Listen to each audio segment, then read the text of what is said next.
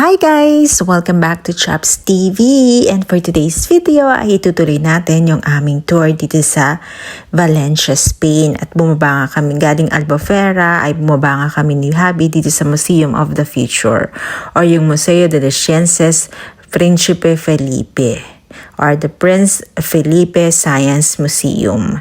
Ito yung futuristic center nila dito sa Valencia. Nakita niyo yung mga designs na yan guys, from the bridge, the buildings, yung architectural design nito ay gawa ng isang pamosong architect dito na taga Valencia, walang iba kundi si Santiago Calatrava. Una ko siyang nakilala sa design niya ng bridge sa Jerusalem City na pinangalarang Calatrava Bridge.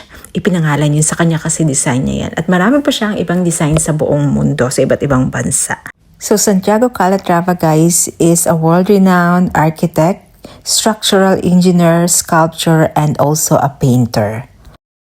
At ito nga ang City of Arts and Sciences dito sa Valencia, Spain, ang isa sa kanyang pinakamalaki at pinaka-famous na project. Tingnan nyo naman guys kung gaano ka-amazing itong lugar na ito. Para kang, kapag nandito ka, para kang nakaapak ng ibang panahon, nasa 2050 na. Sa future na or nasa iba kang planeta. Sa ganda. Kaya nga ito tinawag na City of the Future ang Valencia, Spain dahil dito. Napakaganda. Mapapawaw ka talaga. Kaya naman hindi ko pinalampas. Siyempre umaura-aura tayo dito at napakateka ng aking asawa sa pagkuha sa akin ng mga videos and photos dito. So thank you so much, hubby. So itong building na ito guys, yan yung hemispheric. Of course, design din siya ni Santiago Calatrava that represents the human eye or the eye of wisdom. Kaya mukha siyang eye. Napakaganda din. Sa pagkatapos ng building niyan guys, ng hemispheric ay yung oceanarium na nila na napakalaki din. Kaya napakagandang kung magtitrip kayo kasama yung mga anak nyo ay dito sa Valencia, Spain dahil sigurado mag-e-enjoy yung anak nyo dito, yung mga kids. And karamihan nga na nakikita namin ditong mga nagtutour ay mga family. At ang dami-dami nila ditong mapupuntahan, lalo na yung mga bata, mag-e-enjoy talaga dito. So ito yung hemispheric, yung parang mata, parang eye. At sa after nyan ay yung oceanarium naman. So, yung hemispheric guys, yan ang unang building na itinayo dito sa City of Arts and Sciences.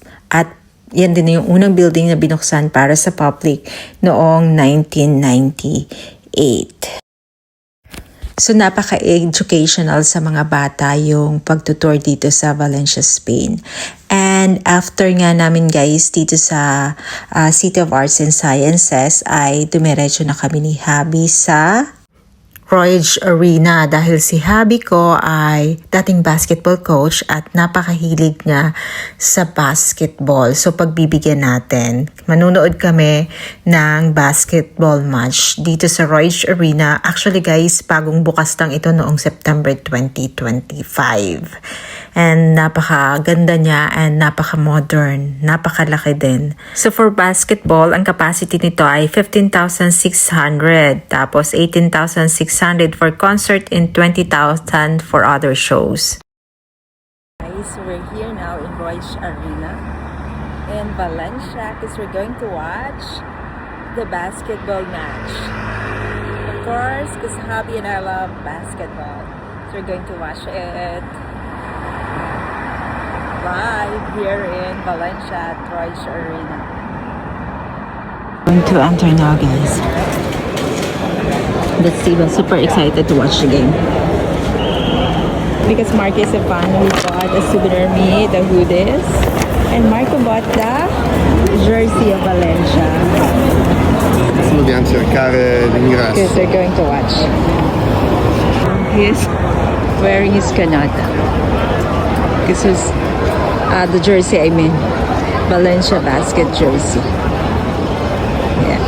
And we're going inside. We're going to watch the game. Which game? Valencia against Murcia. Murcia. And he's so excited. So we're going in, guys. So excited. We're already here up.